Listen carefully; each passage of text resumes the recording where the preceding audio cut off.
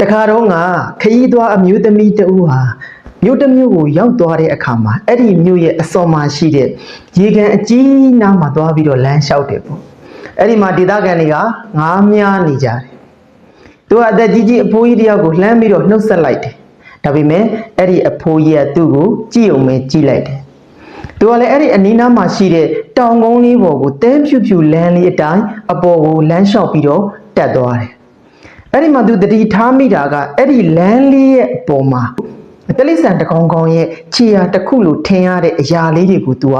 တွေ့ရတယ်အဲ့ဒါလေးတွေကိုသူကစိတ်ဝင်စားကြည့်ရင်းနဲ့တောင်ကုန်းပေါ်ကိုသူရောက်သွားတယ်ပေါ့တောင်ကုန်းပေါ်ရောက်သွားတဲ့အခါမှာနုံဘွက်အာကြီးနဲ့မှာရှုပ်နေလူးနေတဲ့လက်ကြီးတစ်ကောင်ကိုသူကသွားပြီးတော့တွေ့ရတယ်။ဩခုနကသူတွေ့ခဲ့တဲ့အရာလေးတွေဟာဒီလက်ကြီးကကန်ထဲကနေပြီးတော့မျက်စိလေပြီးတော့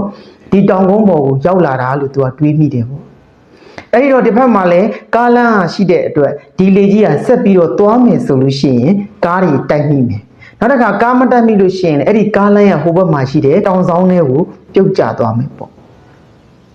ဒါနဲ့သူကအဲ့ဒီလေကြီးကိုပြန်ပြီးတော့ကဲတင်မဲဆိုပြီးတော့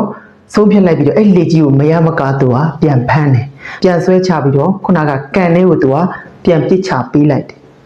ခုနကသူနှုတ်ဆက်လိုက်တဲ့ဒေသခံအဖိုးကြီးကသူ့ကိုနားမလဲတဲ့အကြည့်တွေနဲ့သူ့ကိုကြည့်တယ်အဲ့ဒီကမှသူကဂုံယူဝင်ကြွားတဲ့လေတန်းနဲ့ဒီလေကြီးလေလမ်းမပြီးတော့တောင်ကုန်းပေါ်ရောက်လာတာသူအသက်အန္တရာယ်စိုးရင်ရလို့ကျမပြန်ပြီးတော့ကန်ထဲကိုပြန်ချပေးတာလို့သူကဂုံယူဝင်ကြွားစွာပြောလိုက်တယ်ပေါ့အဲ့ဒီကမှအဖိုးကြီးကဘာပြောလဲဆိုလို့ရှိရင်လက်တွေကတဲ့ဥဖို့အတွက်ဒီကန်ရဲ့ပတ်ချာလည်မှာကြောက်သားတွေပဲဖြစ်တော့မြေပြောမရှိတဲ့အတွက်အဲ့ဒီတောင်ကုန်းပေါ်ကိုသူတို့တွေဟာခက်ခဲနဲ့တက်သွားပြီးတော့အဲ့ဒီရှုံးပွက်အိုင်ထဲမှာဥဖို့သွားလောက်ကြတာဖြစ်တယ်ဥကြတာဖြစ်တယ်အဲ့တော့မင်းလုတ်ပုံနဲ့ဒီလက်တွေကတစ်ခါပြန်ပြီးတော့တောင်ကုန်းပေါ်ကိုပြန်သူတို့ခက်ခဲနဲ့ပြန်တက်ကြရအောင်မေးသူကစိတ်ပြက်လက်ပြက်နဲ့အဲ့ဒီမျိုးသမီးကိုပြောလိုက်တယ်ကျွန်တော်ဒီမှာတခါတလေကြားလို့ရှိရင်ကျွန်တော်တို့ကကြီးရွယ်ချက်ကောင်းပေမဲ့ကျွန်တော်တို့လုံနီးလုံဟန်မသိတဲ့အခါမှာလုံနီးလုံဟန်နေမှားတဲ့အခါမှာတပတ်သားကိုကူညီရမရောက်ဖဲနဲ့ဒုက္ခပေးတယ်လို့ဖြစ်တတ်တယ်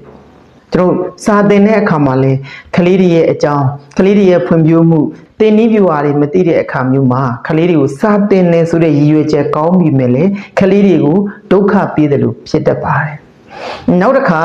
ကျွန်တော်တို့ပရိုက်တာတွေလုပ်တဲ့အခါမှာလဲရည်ရွယ်ချက်တွေကောင်းပြီမဲ့လုံနီးလုံဟန်တွေမသိတဲ့အခါမှာလဲပတ်ဝန်းကျင်ကိုဒုက္ခပေးတယ်လို့ဖြစ်တတ်တယ်။ဒီပုံမြင်လေးကနေပြီးတော့ရရှိတဲ့အတွေးလေးတစ်ခုကိုမျှဝေရခြင်းဖြစ်ပါတယ်။အကျိုးတစုံတရာရရှိမယ်လို့ထင်ပါတယ်။အားလုံးကိုကျေးဇူးတင်ပါတယ်